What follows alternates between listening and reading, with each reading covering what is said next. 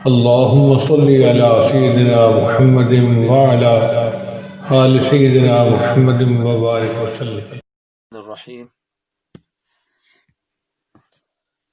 الحمد للہ رب العالمین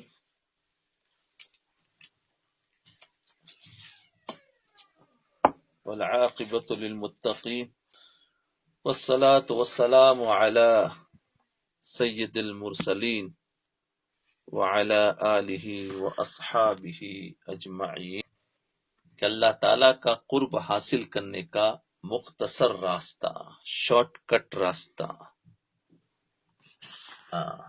کیا ہے؟ مختصر راستہ. اس سے پہلے جو باتیں گئی کہ اللہ تعالیٰ تک پہنچنے کے لیے ضعیف بھی محروم نہیں رہے گا، جہاں قوی پہنچے گا اسی درجے پر، بلکہ اس سے آگے کے درجے پر بھی ضعیف پہنچ سکتا ہے. جی دیکھو، گھر میں بال بچوں کے ساتھ ذکر کرنا، حضرت والا نے ارشاد فرمایا اگر بال بچوں کے ساتھ گھر رہ کر ذکر نہ ہوتا ہو، گھر میں رہ کر بال بچوں کے ساتھ رہ کر ذکر نہ ہوتا ہو تو اس کا علاج یہ ہے کہ بالقصد ایسا اہتمام کرے کہ اگر گھر کے علاوہ دوسری جگہ میسر ہو تب بھی گھر ہی میں ذکر ہوگا، گھر ہی میں ذکر کرے، تب بھی گھر ہی میں ذکر کرے. گھر کے علاوہ دوسری جگہ اگر ملے بھی تو بھی کیا کرنا ہے؟ گھر ہی میں ذکر کرے. رائفین کا معمول ہے کہ گھوڑا جس چیز سے چمکتا ہو اس سے دور کرنے کا اہتمام نہیں کرتے کہ ہمیشہ کی مصیبت ہے، بلکہ ایسی چیز کے سامنے آنے اور دیکھنے کا خوگر کرتے ہیں یہاں تک کہ چمک نکل جاتی ہے. یعنی گھوڑا جس چیز سے بھڑکتا ہے، بدکتا ہے، چمکتا ہے تو پھر اسے دور کرنے کا اہتمام، اس سے دور رکھتے. البتہ جس جگہ امر معنی ایسا ہو کہ اس سے ملاسبت کی ضرورت نہ ہوگی، وہاں اسلم یہی ہے کہ اس معنی سے مباعدت اختیار کی جائے. خوب سمجھ لو، یہ تو حضرت کا ملفوظ ہے، اب اس کی تفسیر سمجھو. اس ملفوظ میں حضرت والا یہ فرما رہے ہیں کہ بعض اوقات ذکر کرنے سے دو قسم کے موانع ہوتے ہیں. ذکر کرنے سے دو قسم کے موانع ہوتے ہیں، یعنی رکاوٹیں ہوتی ہیں. بعض اوقات ذکر کرنے سے دو قسم کی رکاوٹ ہوتی ہے. جی، ایک رکاوٹ تو عارضی قسم کی ہوتی ہے، اگر اس معنی کو دور کر دیا، یعنی اس رکاوٹ کو دور کر دیا تو اس سے معمولات زندگی میں کوئی خاص فرق واقع نہیں ہوتا. اس صورت میں تو مناسب یہ ہے کہ آدمی اس رکاوٹ کو دور کر لے. مثلا ایک شخص ایک گھر میں رہتا ہے اور اس گھر کا ایک حصہ ایسا ہے جہاں شور و شغب نہیں رہتا ہے، بچے کھیلتے کودتے ہیں اور شور مچاتے پھرتے ہیں. اگر آدمی اس جگہ پر بیٹھ کر، لیکن گھر میں ایک جگہ ایسا ہے، ایک کونا ایسا ہے کہ جہاں پر بچے شور نہیں کرتے، باقی تو پورے گھر میں بچے شور کرتے ہیں، تو اگر آدمی اس جگہ پر بیٹھ کر ذکر کرے گا تو اس کو جمعیت خاطر اور سکون حاصل نہیں ہوگا. یعنی اگر بچے کھیل رہے ہو، کود رہے ہو، شور مچا رہے ہو تو وہاں بیٹھ کر اگر ذکر کرے گا تو اس کو یکسوئی میں نہیں ملے گی. تو ایسی صورت میں اس شخص کو چاہیے کہ ذکر کرنے کے لیے گھر کے اندر ایسی جگہ کا انتخاب اور چوائس کرے جہاں شور و شغب زیادہ نہ ہو اور دوسری جگہوں کے بنسبت وہاں نسبتاً سکون ہو. یہ معنی ایسا ہے، یہ رکاوٹ ایسی ہے کہ اس کو دور کر دینا چاہیے، اس لیے کہ اس معنی کو دور کر دینا ممکن ہے کہ گھر میں کونا ہو تو اس میں بیٹھ کر ذکر کر لے، کوئی حرج نہیں. تو ذکر کرنے میں دو رکاوٹیں آتی. ایک رکاوٹ تو عارضی، جیسے بتایا کہ یہ وقتی ہے کہ بچے شور کر رہے ہیں تو تم ایسے روم میں جاؤ اور وہاں بیٹھ کر ذکر کو پورا کر لو، تو اس صورت میں گھر میں ہی ذکر کرے۔ لیکن اگر مانے ایسا ہے، رکاوٹ ایسی، یہ رکاوٹ ایسی ہے کہ جس میں ہم دور کر سکتے ہیں، لیکن اگر رکاوٹ ایسی ہے کہ انسان کے لیے اپنی طبعی زندگی میں اس معنی سے چھٹکارا حاصل کرنا مشکل ہے، مثلا پورا گھر شور و شغب کا شکار ہے، پورے گھر میں بچے کھیلتے ہیں، شور ہو رہا ہے، اور ہر وقت بچے شور مچاتے رہتے ہیں، اور گھر چھوٹا ہے، جس کی وجہ سے گھر میں کوئی کونا، کوئی عافیت کی جگہ نہیں ہے، تو ایسی صورت میں کیا وہ شخص ذکر کے وقت گھر چھوڑ کر مسجد میں یا کسی دوسری جگہ چلا جائے اور وہاں جا کر ذکر کرے، یا گھر میں ہی بیٹھ کر ذکر کرے؟ یہ سوال ہے، بڑا عجیب سوال ہے تو ہاں، تو گھر چھوڑ کر مسجد میں یا کسی دوسری جگہ چلا جائے، وہاں جا کر ذکر کرے، یا گھر میں ہی بیٹھ کر ذکر کرے، تو ایسے شخص کے لیے حضرت فرما رہے ہیں کہ وہ شخص گھر میں بیٹھ کر ذکر کرے۔ کیا بتا رہے؟ اللہ اکبر، کہ وہ گھر میں بیٹھ کر ذکر کرے، گھر چھوڑ کر نہ جائے، کیونکہ یہ ایک مستقل عمل ہے۔ کب تک گھر چھوڑ کر جائے گا؟ ایک دن دو دن تو سنبھل جاوے، چلو یہاں تو روزانہ کا عمل ہے، تو اب کب تک گھر چھوڑ کر جائے گا؟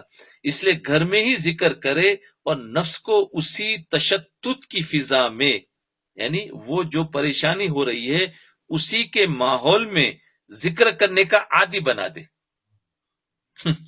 کیا بات کہی!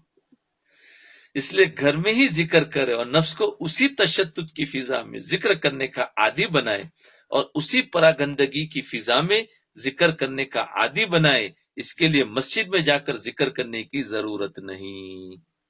عجیب بات ہے،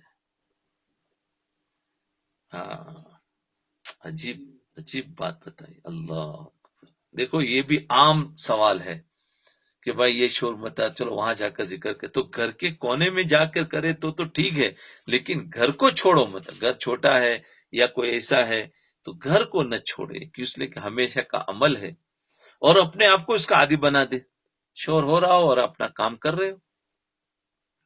اب ایک مثال سے بات سمجھو، اس کی بڑی اچھی مثال حضرت والا نے یہ دی کہ یہ جو گھوڑا سدھانے والے اور پالنے والے ہوتے ہیں، گھوڑا کو تربیت کرنے والے گھوڑے کی، ان کا معمول یہ ہوتا ہے کہ جب گھوڑا کسی خاص چیز کو دیکھ کر بدکتا ہے، کبھی کبھی جانور کوئی چیز کو دیکھ کر بھڑکتا ہے نا، بدکتا ہے، تو فرض کرے کہ گھر میں گھوڑا بھی ہے، گھر میں گھوڑا بھی ہے اور کتا بھی ہے۔ اب گھوڑا کتے کو دیکھ کر بدکتا ہے، گھوڑا کتے کو دیکھ کر بدکتا ہے، یا کوئی تو بڑا رکھا ہے اس کو دیکھ کر گھوڑا بدکتا ہے، یا کوئی توبڑا رکھا ہے، یعنی کچھ اور چیز ہے اس طرح جسے وہ بدکتا ہے۔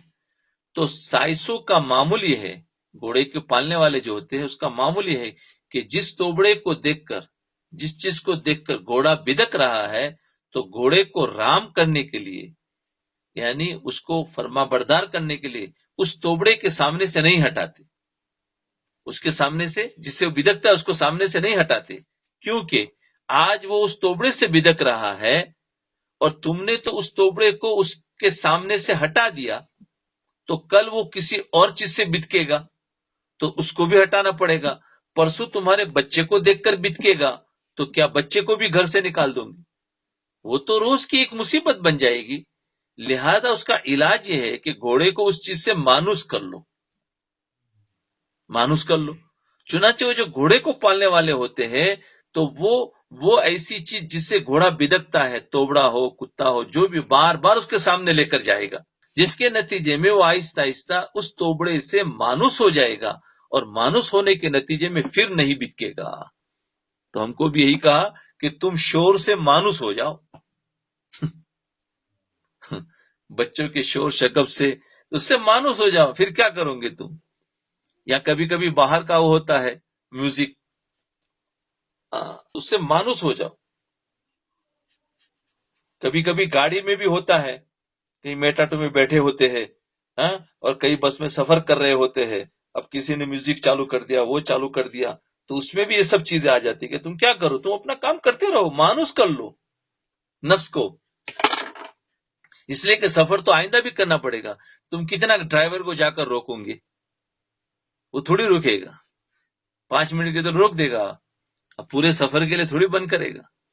تو اس کے اپنے آپ کو ایسا مانوس کر دینا چاہیے کہ یہ اپنا کام کرتا رہے، ہم اپنا کام کرتا رہے. ہاں جی، بہت عجیب بات بتائے. تو یہ ہے، اس لیے حضرت والا فرما رہے کہ جب اسی گھر میں تمہیں رہنا ہے مستقل طور پر، تم اس گھر سے بھاگ نہیں سکتے، تو اس نفس کو اسی شور و شگف میں ذکر کرنے کا عادی بناؤ. جی، اگر اسی حالت میں ذکر کرنے سے یکسوئی میسر آ جائے تو اللہ کی نعمت ہے، اور اگر یکسوئی میسر نہ آئے تو بھی کوئی مذائقہ نہیں، کوئی حرج نہیں ہے. سمجھے؟ لیکن آہستہ آہستہ اس کے اندر یکسوئی آنے لگے گی اور انسان کا نفس اسی کا عادی بن جائے گا. دیکھو یہ تو ذکر کے بارے میں، لیکن اس کے اندر سب چیز آ گئی. ہمیں اپنے آپ کو عادی بنانا پڑے گا. کسی کے کوئی مزاج ہوتا ہے تو پھر اس کو موافق کر لو تو اس سے کام نکل جائے گا، ورنہ کب تک تم وہ کروں گے. تو خلاصہ یہ ہے کہ دل جمعی اور اطمینان حاصل کرنے کے لیے کوئی غیر معمولی راستہ اختیار کرنے کی ضرورت نہیں، بلکہ غیر معمولی راستہ اختیار کرنا مضر ہے، مضر. اپنے معمول کی زندگی میں یکسوئی حاصل کرنے کے لیے جتنی تھوڑی بہت فکر کر سکتے ہو کر لو. جیسے میں نے ابھی بتایا کہ گھر کے جس حصے میں شور و شگف زیادہ ہے اس کو چھوڑ دو، اور جس حصے میں شور و شگف کم ہے وہاں بیٹھ کر ذکر کر لو، لیکن گھر کو چھوڑ کر نہ بھاگو. یہ سب تجربے، حکمت اور دانائی کی باتیں ہیں. جی، عذر. تو فرمایا دیکھو، یہ سب حکمت اور دانائی کی باتیں ہیں. حضرت والا رحمۃ اللہ علیہ تو اتنے مراحل سے خود بھی گزرے ہوئے تھے اور دوسروں کو بھی ان مراحل سے گزارا ہوا تھا، نہ جانے سینکڑوں بلکہ ہزاروں کو ان مراحل سے گزار دیا. اس لیے یہ باتیں ان کے تجربات کا نچوڑ ہے، ورنہ یہ باتیں سال ہا سال پریشان ہونے کے بعد حاصل ہوتی ہے. لیکن حضرت والا نے 2-4 لفظوں میں چٹکلے بتا دیے. حضرت تھانوی رحمۃ اللہ نے کیا عجیب بتایا. تو انسان کو لیے کوئی چیز مانے نہیں، اپنے آپ کو سیٹ کر لے، یہ بات بتانا چاہ رہے. جی، تو مزاج میچ کھا جائے گا، چل جائے گا. اللہ اکبر. بہرحال ذکر بذات خود مقصود ہے، ذکر بذات خود مقصود ہے. ذکر میں اس بات کی فکر کرنا کہ اس میں یکسوئی ہے یا نہیں، اس کی بہت زیادہ فکر نہیں کرنی چاہیے. تھوڑی بہت فکر کر لینے میں کوئی حرج نہیں. چنانچہ ایک شخص نے حضرت والا کو لکھا کہ مجھے ذکر میں یکسوئی نہیں ہوتی. تو جواب میں حضرت نے فرمایا چاہے یکسوئی بقدر یکسوئی نہ ہو، چاہے یکسوئی بقدر ایک سوئی نہ ہو. سمجھے؟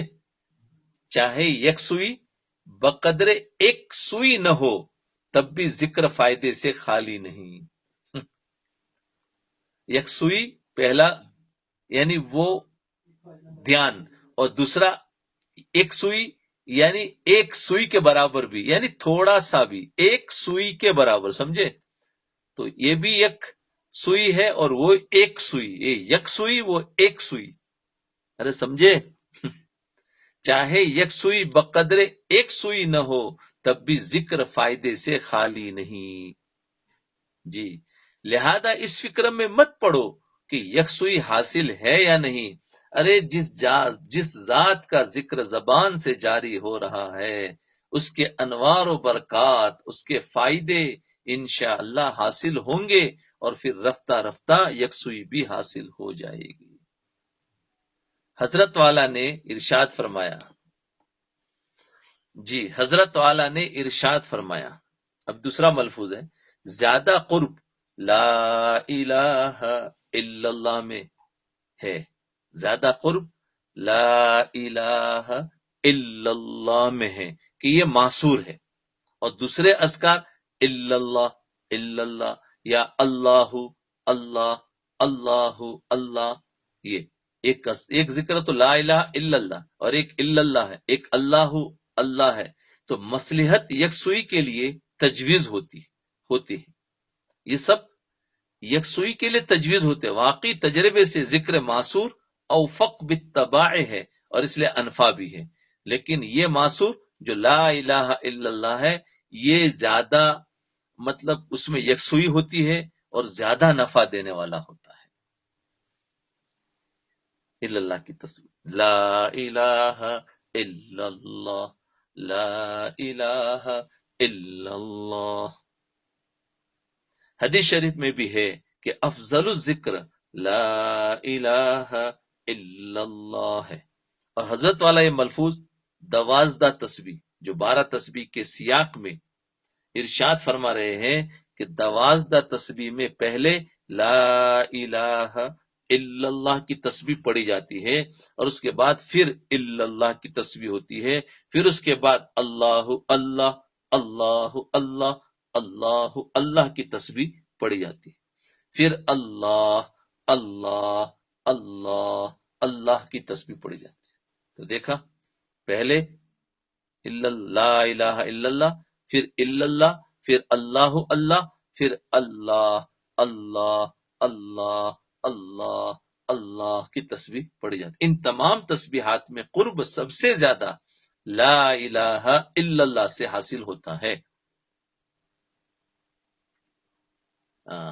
اس لیے کہ یہ ذکر معصور ہے، اور وہ دوسرے اذکار یعنی الا اللہ یا اللہ اللہ وغیرہ یہ مصلحت یکسوئی کی خاطر تجویز کیے گئے ہیں، باقی تجربے سے بات ثابت ہے ذکر معصور اوفق بالطباع ہے، کیونکہ یہ معصور جو ہے نا لا الہ الا اللہ یہ تو حدیث سے ثابت ہے، اللہ کے رسول صلی اللہ علیہ وسلم فرمائے، تو یہ ہے اس لیے اس کو معصور کہتے ہیں، یعنی جو اذکار نبی کریم صلی اللہ علیہ وسلم سے ثابت ہے یا آپ کا اس ذکر کو کرنا یا دوسروں کو بتانا ثابت ہے، وہ ذکر جتنا مفید ہوتا ہے وہ طبیعت کے موافق ہوتا ہے، دوسرا ذکر نہیں ہوتا، اس لیے ایسا ذکر مفید بھی زیادہ ہوتا ہے۔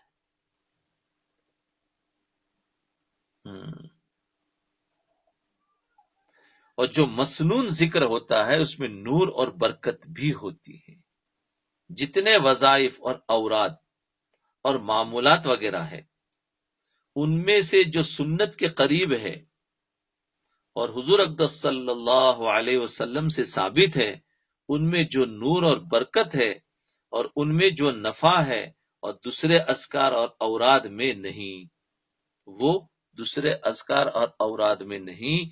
ویسے تو بزرگوں سے بہت سے اوراد اذکار ثابت ہے، ان اذکار کے اپنے خواص بھی ہے جن سے انکار نہیں ہو سکتا، نہ اوراد کو ناجائز اور برا کہہ سکتے ہیں، لیکن جو سنت کا نور معصور اذکار میں حاصل ہوتا ہے وہ دوسرے اذکار میں حاصل نہیں ہوتا،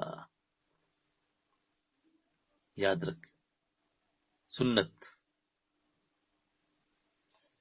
جی، اور سارے الحمدللہ اپنے مشائخ کا اذکار جو ہوتا ہے سنت کے مطابق ہی ہوتے ہیں، پھر اس میں کچھ اور زائد ہوتے ہیں۔ دیکھو دعوت و تبلیغ کے اندر بھی فرمایا احیاء سنہ ہے، حضرت جماع الیاس رحمۃ اللہ علیہ سے پوچھا گیا بھئی تمہارے اس کام سے کیا مقصد ہے؟ فرمایا نبی صلی اللہ علیہ وسلم کی جو سنت مٹ چکی ہے اس کو دوبارہ زندہ ہو جائے، جن سنتوں کو زندہ کرنا، اور واقعتاً وہ سنت زندہ ہو گئی، ورنہ بالکل امت ایک دوسرے سے اجنبی ہو گئے تھے، دعوت و تبلیغ کی برکت سے ایک دوسرے کو پہچاننے والے بنے، مدد کرنے والے بنے، تو یہ سنت زندہ ہو۔ بعض لوگوں کی طبیعت، بعض لوگ ایسے ہوتے کہ ان کی طبیعت معصور اذکار میں نہیں لگتی، سنت اذکار میں نہیں لگتی، اس لیے وہ ادھر ادھر کے دوسرے اذکار کے چکر میں لگے رہتے، بعض درود لکھی، بعض درود لکھی ہوتا ہے نا کتابوں میں، درود لکھی اور بعض درود تاج میں اور بعض دعائے گنج العرش وغیرہ میں لگے رہتے ہیں۔ اب دیکھو یہ سارے معصور سنت نہیں، اور یہ ہے جو دو دعاؤں کی کتابوں کے اندر دعائے درود لکھی ہے، درود تاج ہے، دعائے گنج العرش ہے وغیرہ میں لگے رہتے، ان کی طرف ان کی طبیعت بہت مائل ہوتی ہے، اور اذکار معصورہ کی طرف ان کی طبیعت متوجہ نہیں ہوتی،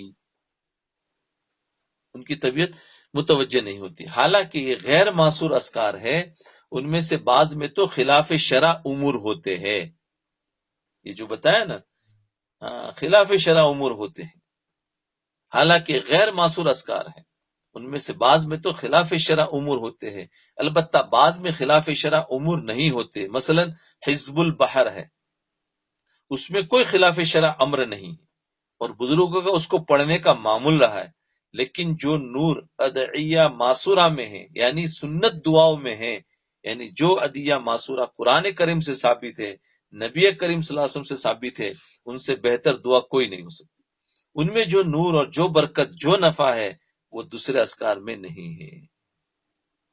واقعہ یہ ہے کہ نبی کریم صلی اللہ علیہ وسلم سب کچھ مانگ کر تشریف لے گئے، دنیا اور آخرت کی کوئی ضرورت، کوئی حاجت، کوئی نفع کی چیز ایسی نہیں ہے جو ان دعائیں معصورہ میں نہ آ گئی ہو، اس لیے ان دعاؤں معصورہ سے، ادعیہ معصورہ سے باہر جانے کی ضرورت ہی کیا ہے؟ اگر دن رات آدمی انہی دعاؤں کے پڑھنے کا معمول بنا لے تو بس یہی کافی ہے، یہی معاملہ ذکر کا ہے۔ جو اذکار معصور ہے ان میں جو نور، جو برکت، جو نفع ہے دوسرے اذکار میں نہیں۔ اللہ اکبر، دیکھو سنت پر لا رہے ہیں، سنت پر لا رہے ہیں، واقعتاً امت سنت سے ہٹ گئی، اس لیے فرمایا اللہ تعالیٰ کا قرب حاصل کرنے کا مختصر راستہ اتباع سنت ہے۔ شارٹ کٹ راستہ کیا ہے؟ اتباع سنت ہے۔ بڑے بڑے اذکار اور جو ادھر ادھر کی ہے وہ سنت سے نہیں ہے تو اس میں نور اور برکت کم ہے، تو شارٹ کٹ جو ہے، مختصر راستہ، وہ ہے سنت کا راستہ۔ نقش قدم نبی کے ہے، جنت کے راستے اللہ سے ملاتے ہیں سنت کے راستے، تو یہ ہے۔ تو اللہ کے رسول صلی اللہ علیہ وسلم سب کچھ مانگ کر گئے، اگر دن رات آدمی انہی دعاؤں کے پڑھنے کا معمول بنا لے تو بس یہی کافی، یہی معاملہ ذکر کا ہے۔ جو اذکار معصور ہے ان میں جو نور اور برکت، جو نفع ہے وہ دوسرے اذکار میں نہیں۔ اتباع سنت کا راستہ زیادہ مختصر ہے جی۔ صوفیاء کرام کے طریقے مختلف ہوتے ہیں، کسی سلسلے میں کوئی راستہ اختیار کیا جاتا ہے، کسی سلسلے میں کوئی طریقہ اختیار کیا جاتا ہے، سب کا مقصود وصول اللہ ہے اور تعلق مع اللہ قائم کرنا ہے، سب کا مقصود وصول اللہ اور تعلق مع اللہ قائم کرنا ہے، لیکن راستے الگ الگ ہیں، کوئی راستہ مختصر ہے اور کوئی لمبا ہے۔ حکیم الامت حضرت مولانا اشرف علی صاحب تھانوی رحمت اللہ علیہ فرماتے ہیں کہ ہم نے تو یہ دیکھا کہ اللہ تک پہنچانے میں جتنا مختصر راستہ اتباع سنت کا ہے، کوئی اور راستہ اتنا مختصر نہیں جی، اتنا کوئی مختصر راستہ۔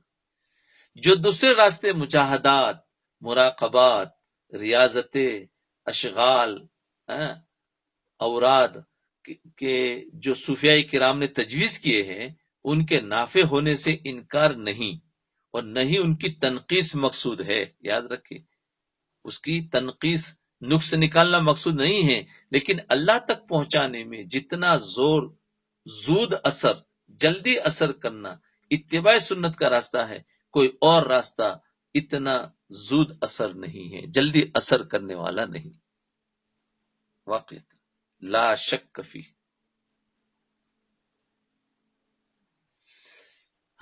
وجہ کیا ہے کہ اتباع سنت میں محبوبیت کی شان ہے، وجہ اس کی یہ ہے کہ اتباع سنت میں محبوبیت کی شان پائی جاتی ہے، قرآن کریم میں اللہ تعالیٰ نے ارشاد فرمایا قل ان کنتم تحبون اللہ فاتبعونی یحببکم اللہ. دیکھو محبوبیت کی شان. آپ فرما دیجئے کہ اگر تم اللہ تعالیٰ سے محبت رکھتے ہو تو تم لوگ میرا اتباع کرو، اللہ تعالیٰ تم سے محبت کرنے لگیں گے. تو اتباع سنت میں کیا ہے؟ محبوبیت کی شان ہے. اللہ محبوب بنا دیتے ہیں، محبت کرتے ہیں. اس آیت سے پتا چلا کہ اتباع سنت کرنے والے سے اللہ تعالیٰ محبت فرماتے ہیں.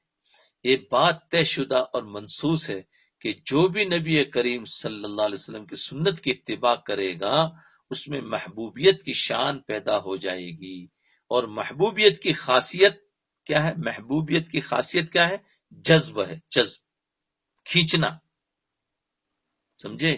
یعنی محب محبوب کے لیے جاذب ہوتا ہے، محب محبوب کے لیے جاذب ہوتا ہے، اس کے اندر کھینچنا، جذب کرنے کی صلاحیت ہوتی ہے. محب محبوب کو اپنی طرف کھینچنے کی کوشش کرتا ہے. ہمارا محبوب اللہ ہے اور ہم محبت کرنے والے ہیں، تو اللہ تعالیٰ کو اپنی طرف کھینچنے یا اللہ ہم کو اپنی طرف کھینچ رہا ہے. تو محب اور محبوب کو اپنی طرف کھینچنے کی کوشش کرتا ہے. اس لیے جو شخص اتباع سنت کا کام کرے گا وہ اللہ تعالیٰ کا محبوب بنے گا، محبوب بنے گا. اللہ کا، اللہ محب اور ہم محبوب. پھر اللہ تعالیٰ اس کو اپنی طرف کھینچ لیں گے. یہ جذبہ کا طریقہ، یہ جذب کا طریقہ جلد منزل پر پہنچا دیتا ہے. اس کو کہتے ہیں نا لفٹ میں بیٹھ کر منزل پر پہنچو اور ایک سیڑھی چڑھتے چڑھتے پہنچو. تو دونوں میں فرق ہے کہ نہیں ہے؟ سیڑھی چڑھتے چڑھتے جاؤں گے تو ٹائم لگے گا، ہو سکتا ہے تھک کر بیٹھ بھی جاؤ، اور لفٹ میں جاؤں گے تو سیدھا پہنچ جائیں گے. تو یہ جذب جو ہے، مختصر راستہ ایسا ہے کہ سیدھا بیٹھو اور اللہ کھینچ لے گا تو پہنچ جاؤں گے. بھٹکنے کا کوئی خطرہ ہی نہیں ہے. اور اگر دوسرے راستے لیے جو سنت سے دور ہے، اگرچہ اس کا انکار نہیں ہے لیکن اس میں جاتے جاتے ٹائم لگے گا اور تھک گئے تو پھر مشکل بھی ہوگا، کیونکہ انسان کے پاس کسی میں طاقت ہوتی ہے، کسی میں نہیں ہوتی. تو اس لیے فرمایا تو یہ ہے جذب، یعنی کھینچنا. اب ظاہر بات ہے لفٹ کیا کرتی ہے؟ جذب تو کرتی ہے نا. اوپر موٹر چالو ہو جاتی ہے، تمہیں 50 منزلے پر پہنچا دیتی، تو اس کو کہتے ہیں جذب. تو اللہ تعالیٰ جب انسان سنت پر عمل کرتا ہے تو اللہ اس کو اپنی طرف کھینچ لیتے ہیں، محبوب بن گیا. جی، تو جذب کا طریقہ جلد منزل پر پہنچا دیتا ہے. قرآن کریم میں ارشاد ہے اللہ یجتبی الیہ من یشاء،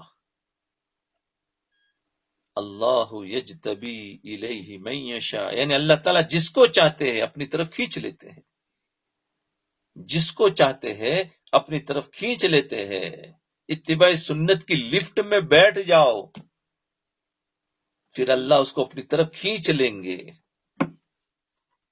لہذا اتباع سنت میں محبوبیت ہے اور محبوبیت میں جذب کا خاصہ ہے. تو اللہ تعالیٰ اتباع سنت کرنے والوں کو جذب فرما لیتے ہیں.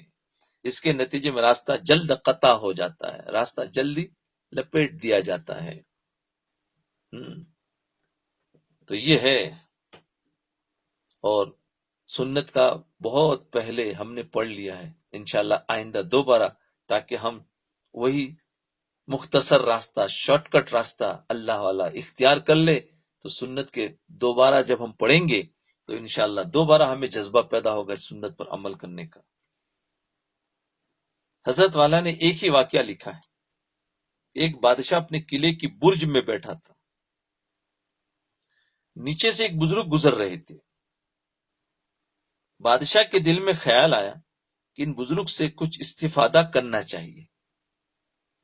بادشاہ کے دل میں خیال آیا کہ ان بزرگ سے کچھ استفادہ کرنا چاہیے. چنانچہ بادشاہ نے ان بزرگ کو آواز دی کہ حضرت کچھ ہماری طرف بھی نگاہ فرما لے. ان بزرگ نے فرمایا کہ میں تمہاری طرف کیسے نگاہ ڈالوں، تمہاری طرف آنے کا کوئی راستہ ہی نہیں ہے. کیسے نگاہ ڈالو؟ تمہاری طرف آنے کا کوئی راستہ ہی نہیں ہے. اس لیے کہ اتنے بڑے قلعے کے چکر لگا کر دروازے تک پہنچوں، سمجھے نا، کیونکہ وہ قلعہ تھا، بہت بڑا تھا، تو بولے پہلے تو چکر لگانا پڑے گا اور پھر دروازے تک پہنچوں. پھر دروازے پر پہنچوں گا تو چوکیدار اور پہرے دار اور عسکری وہاں پر کھڑے ہوں گے، ان سے اجازت لے کر اندر آؤں، پھر تم تک پہنچوں. یہ تو بڑا مشکل کام ہے. تو بادشاہ نے کہا میرے تک پہنچنا کوئی مشکل نہیں. ایک کہہ کر اس نے اوپر سے ایک ٹوکری لٹکا دی. اس نے پھر اوپر سے اپنی بلڈنگ میں سے ٹوکری لٹکا دی اور بزرگ سے کہا کہ آپ اس ٹوکری میں بیٹھ جائے. وہی لفٹ ہو گئی نا، جو آج کے زمانے میں لفٹ ہو گئی، اوپر سے بھیج دی جاتی، بھائی آپ آ جاؤ، تو 2 منٹ میں ہم اوپر پہنچ گئے، چاہے 50 منزلہ ہو یا 100 ہو. تو فرمایا ٹوکری میں بیٹھ جائے. چنانچہ وہ بزرگ اس ٹوکری میں بیٹھ گئے. بادشاہ نے اپنے خادموں سے وہ ٹوکری اوپر کھینچوا لی. تو دیکھو کتنا آسان راستہ ہو گیا. وہی مثال آ گئی. تو ایسا ہی ہے آج دنیا کے بھی جو بڑے بڑے مالدار ہوتے ہیں، بھائی ہمارے تک آنے کا بہت آسان راستہ، ہم لفٹ بھیج دیتے ہیں، ان کے اوپر سے اپنی پرائیویٹ ہوتی ہے اور بھیج دیں، ہم 2 منٹ میں پہنچ گئے. تو فرمایا اللہ تک پہنچنے کا طریقہ. جب وہ بزرگ اوپر پہنچے تو انہوں نے بادشاہ سے فرمایا کہ اب بتائیے کیا بات ہے. تو اس بادشاہ نے کہا مجھے یہ بتائے کہ اللہ تک پہنچنے کا راستہ کیا ہے. لو، اس بادشاہ نے کیا پوچھا کہ آپ مجھے بتائیے کہ اس اللہ تک پہنچے کا راستہ. ان بزرگ نے فرمایا کہ اللہ تعالیٰ کے پاس اس طرح پہنچ جاؤ جیسے میں تمہارے پاس پہنچ گیا، کیونکہ مثال تو سامنے تھی. کہ اس طرح پہنچ جاؤ جیسے میں تمہارے پاس پہنچ گیا. تم نے پکارا، میں نے عذر ظاہر کیا، کتنا لمبا چوڑا راستہ قطع کر کے کیسے آؤں، تو تم نے مجھے اپنی طرف کھینچ لیا. اس طرح اللہ تعالیٰ فرماتے ہیں کہ جو شخص مجھ تک آنا چاہتا ہے وہ مجھے پکارے اور یہ کہے کہ اللہ میں آپ تک پہنچنا چاہتا ہوں، تو پھر اللہ تعالیٰ اس بندے کو اپنی طرف کھینچ لیتے. اللہ سے پکارو نا، کیا بات کہی. اللہ تعالیٰ سے پکارو جیسے میں نے پکارا کہ آپ تک آنے کا راستہ. تو اللہ تک آنے کا راستہ بھی اللہ سے پکارو، کہ ہے تو بڑا مشکل ہے، لیکن اللہ سے کرو اللہ آپ کے تک آنے کا راستہ ہمارے لیے تو بہت مشکل ہے، آپ کوئی مختصر راستہ بس اپنی طرف کھینچ لیتے ہیں. پھر اللہ تعالیٰ میں آپ تک پہنچنا چاہتا ہوں، تو پھر اللہ تعالیٰ کھینچ لیں گے. ہمارے حضرت ڈاکٹر عبدالحی صاحب رحمۃ اللہ علیہ فرمایا کرتے تھے کہ آیت اللہ یجتبی الیہ من یشاء کہ ظاہری معنی تو یہ ہے کہ اللہ اپنی طرف کھینچ لیتے ہیں جس کو چاہتے. اس لیے کہ یشا کی ضمیر اللہ تعالیٰ کی طرف لوٹ رہی ہے. لیکن اس آیت میں ایک احتمال یہ بھی ہے کہ یشا کی ضمیر من کی طرف لوٹ رہی ہے. من یشا یعنی جو شخص ارادہ کرے، سمجھے، من کی طرف لوٹ رہی ہے. اس صورت میں اس کے معنی یہ ہوں گے کہ اللہ تعالیٰ اس شخص کو اپنی طرف کھینچ لیتے ہیں جو یہ چاہے کہ اسے کھینچ لیا جائے. سبحان اللہ. دیکھو ایک ترجمہ یہ ہے جو یہ چاہے کہ اسے کھینچ لیا جائے تو اللہ اس کو کھینچ لیتے. اور پہلا ترجمہ کیا تھا کہ اللہ جس کو چاہتے ہیں کھینچ لیتے. تو ضمیر اللہ کی طرف جا رہی ہے کہ اللہ جس کو چاہے کھینچ لے. اور یہاں پر دوسرا ترجمہ کیا فرما رہے کہ فرمایا جو یہ چاہے کہ اسے کھینچ لیا جائے تو اللہ اس کو اپنی طرف کھینچ لیتے. بندہ جو ارادہ کرے تو اللہ اس کو کھینچ لیتے. وہاں پر اللہ کا ارادہ تھا، یہاں پر بندے کا ارادہ ہے. لہذا اگر کوئی شخص یہ چاہتا ہے کہ میں اللہ تعالیٰ کے پاس پہنچ جاؤں تو اس کو چاہیے کہ اللہ تعالیٰ کو پکارے اور اللہ تعالیٰ سے اس کا قرب مانگے، تو اللہ تعالیٰ اس کو اپنی طرف کھینچ لیتے ہیں. یہ قلندری کا راستہ ہے. قلندر کا بتایا تھا نا پچھلے قصوں میں کیا تھا. ہاں قلندر، 4 چیزوں کا اہتمام کر لو تو قلندر بن جاؤں گے. پتا تھا ایک تو جو نعمت ہے اس پر شکر کرو، جو طبیعت کے موافق کام ہو جائے تو اس پر شکر ادا کرو، اور جو طبیعت کے خلاف کام ہو تو اس پر صبر کرو. جی. اور تیسری چیز جو گناہ ہو گئے اس پر استغفار کرو، اور آئندہ اللہ سے استعاذہ پناہ مانگو، اور دل ہی دل میں اللہ تعالیٰ سے باتیں کرتے، اللہ کھینچ لے مجھے بھی سمجھے ہے تو اللہ کھینچ لے گا۔ لہذا یہ کھینچنے کا راستہ مختصر ترین راستہ ہے۔ اس کے مقابلے میں مجاہدات، ریاضتوں کا جو راستہ ہے وہ دور کا راستہ ہے، دور کا، مجاہدوں کا راستہ دور کا راستہ ہے۔ فارسی کا مشہور شعر ہے، زمارا قلندر سزاوار بمن نمائی، زمارا قلندر سزاوار بمن نمائی، کہ درازو دور دیدم را و رسم پارسائی، درازو دور دیدم را و رسم پارسائی، یہ فارسی ہے، یعنی مجاہدات اور ریاضتوں کا جو راستہ ہے، زمارا قلندر سزاوار بمن نمائی، یعنی مجاہدات اور ریاضتوں کا جو راستہ ہے یہ تو لمبا چوڑا راستہ ہے جو میرے بس کا نہیں، مجھے تو قلندر والا راستہ بتائیے۔ قلندر والے راستے سے مراد محبت کا راستہ ہے، اتباع سنت والا راستہ ہے۔ اس اتباع سنت کے ذریعے جب محبت پیدا ہوگی تو محبت انسان کے اندر اسٹیم بھر دے گی، جی اسٹیم بھر دے گی، پھر وہ اسٹیم اس کو تیزی سے راستہ قطع کر دے گی، ہاں جی محبت بھر دے گی۔ دیکھیے ریل کا انجن ہے نا جو فولاد کا ہے، بہت بھاری ہے، لیکن جب اس کے اندر اسٹیم بھر دی، ریل جو چلتی ہے نا تو اس میں اسٹیم ہوتے ہے نا پانی سے، اور اس میں ایک اسٹیم بھر دی تو اب وہ انجن خود بھی تیزی سے دوڑتا ہے اور پوری گاڑی کو بھی دوڑاتا ہوا لے جاتا ہے۔ تو جب یہ محبت انسان کے اندر ہے نا، ایک اسٹیم بھر دے گی، ایک اندر کی گرمی بھر دے گی تو خود بھی چلے گا تیزی سے اور دوسروں کو بھی لے کے چل دے گا، جی اسی طرح اگر اللہ تعالیٰ دل کے اندر محبت کی اسٹیم بھر دے تو پھر راستہ بہت تیزی سے قطع ہو جائے گا، جی اتباع سنت والا راستہ خاموشی والا راستہ ہے، اور واقعتاً اتباع سنت کے اندر کبھی بھی کبر نہیں آئے گا، ہاں اس لیے یاد رکھو سنت پر چلنا بڑا مشکل ہے نفس کے لیے، اسی لیے دیکھو نفس نے بتایا نا کہ انسان دوسرے اذکار پسند کرے گا، جس سنت سے زیادہ قریب ہوگا تو اس میں اس کو مزہ ہی نہیں آتا۔ اس لیے حضرت والا فرماتے ہیں کہ اتباع سنت کا راستہ قریب کا راستہ ہے، جی اور جلدی منزل تک پہنچانے والا ہے۔ اور ابھی تو عمریں بھی تھوڑی ہے، وقت بھی تھوڑا ہے، تو ابھی ہمیں لمبا راستہ لینا بھی نہیں چاہیے، اتنا مختصر راستہ لو کہ جلدی سے پہنچ جاوے، ہاں کیونکہ وقت کم ہے۔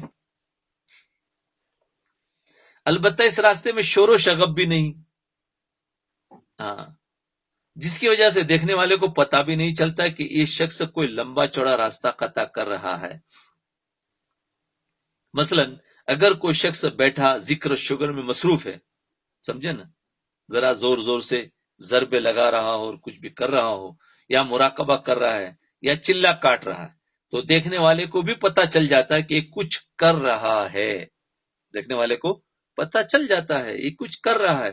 لیکن یہ جو قلندر والا راستہ ہے نا، اتباع سنت والا راستہ ہے، اس میں دیکھنے والے کو پتہ ہی نہیں چلتا کہ اس نے کوئی عمل کیا ہے۔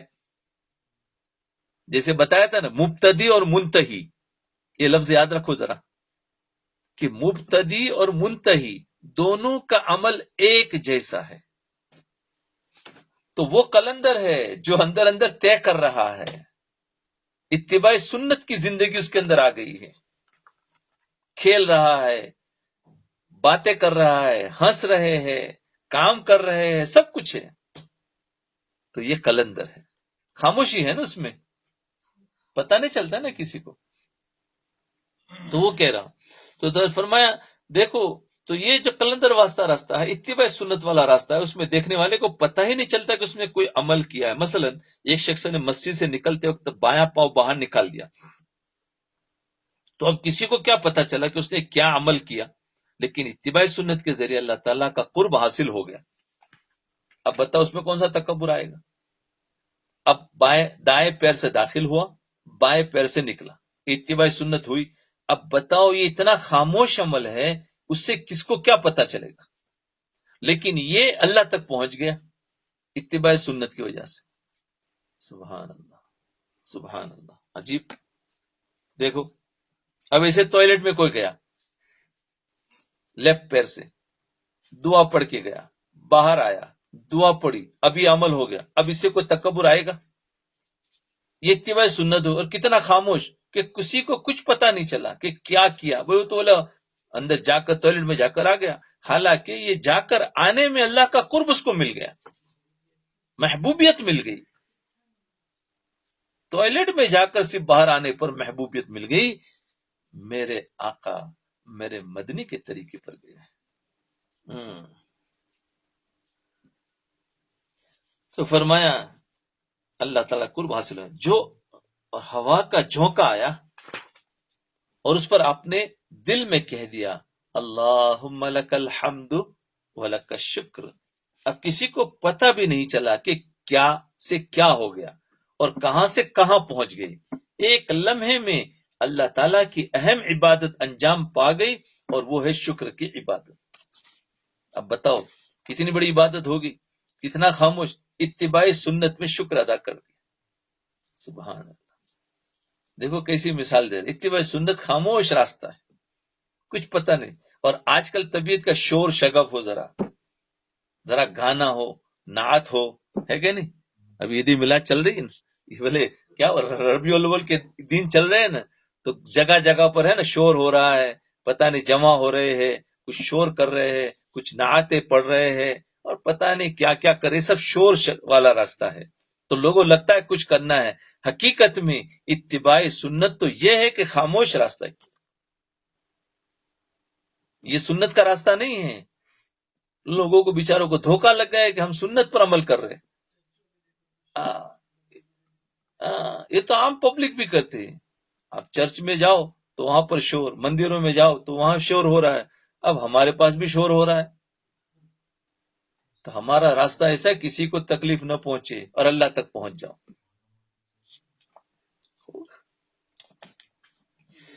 اس لیے یہ غلط فہمی ہو گئی ہے. کہا ہم ذرا شور مچائیں گے تو زیادہ قرب ملے گا. یاد رکھے ہمارے نبی کی سنت میں کوئی شور ہے ہی نہیں. یہ دیکھو خاموش سنت ہے. آپ نے دل میں ہمارے نبی پر درود بھیج دو، پہنچ جائے گا. اب کھڑے ہو کر اور اس طرف کر کے اور ذرا سب مل کر اور کچھ مخصوص الفاظ کے ساتھ میں، جو سن رہے ہو تو برا نہیں لگا نا، میں تو بتا رہا ہوں سنت. یہ سنت میں نہیں، یہ سنت سے ہٹا ہوا راستہ ہے. یہ سمجھ رہے ہو کہ اس سے زیادہ قرب ملے گا، تو یہ تو چیز غلط ہے. قربتوں کا راستہ یہی ہے کہ جہاں انسان سنت کے مطابق عمل کر رہے، جمع ہو رہے بے پردہ. اب بے پردہ کون سی چیز ہے؟ تو کہاں سے ہمارے نبی خوش ہو جائیں گے؟ پھر آواز عورت کی پردہ ہوتی ہے اور پھر زور زور سے سب لوگ سن رہے ہیں، تو کہاں سے اللہ کا قرب ملے گا؟ یہ سب دھوکہ ہے، یہ سب جہالت ہے.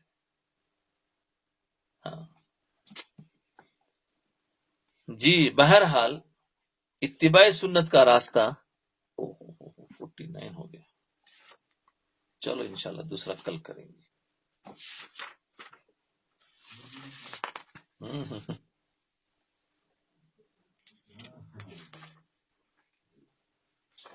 انشاءاللہ دوسرا کل کریں گے. بہت عجیب باتیں ہیں. اتباع سنت، اتباع سنت یاد رکھنا. تو بات کیا ہوئی؟ اصل مختصر کہ اللہ تک پہنچنے کا مختصر راستہ کیا ہے؟ اتباع سنت. جو میں نے آپ کو پہلے بھی بتایا تھا کہ اللہ تک جانے کے جتنے مخلوق کے سانس ہے اتنے اللہ تک پہنچنے کے راستے ہیں، لیکن سب سے مختصر راستہ یہ ہے. اور آپ کو بار بار کہتا رہا اللہ تک پہنچنا شکر کے راستے سے بھی جا سکتے، صبر کے راستے سے بھی جا سکتے ہیں، جی عبادت کے راستے سے بھی جا سکتے ہیں. یہ سارے شکر اور صبر بھی عبادت ہے. آج ہم نے اس کو عبادت سمجھا ہی نہیں. نماز پڑھے تو ہی عبادت ہے، اور نماز نہیں پڑھی تو بولے اس میں عبادت کیا کی ہم نے. یہ ایک عام فہم ہے کہ نماز کو کچھ روزے رکھنے کو عبادت سمجھ لیا ہے، شکر اور صبر بھی عبادت ہے، اس کو عبادت ہی نہیں سمجھا۔ بولے شکر اور صبر میں کیا ہوگا؟ کچھ بھی نہیں۔ ارے اتنا زبردست قرب ملے گا، نماز والا راستہ بھی ہے لیکن وہ راستہ اتنا مختصر نہیں ہے جتنا کہ صبر اور شکر والا راستہ، اتباع سنت والا راستہ۔ کہ دیکھو ایک انسان ٹوائلٹ جا کر آ رہا ہے اور اللہ کا قرب مل رہا ہے، محبوبیت مل رہی ہے، سبحان اللہ، پھر اس کو آگے عبادت پر کیا کیا ملے گا۔ جی مراقبہ کر لیں تھوڑی دیر۔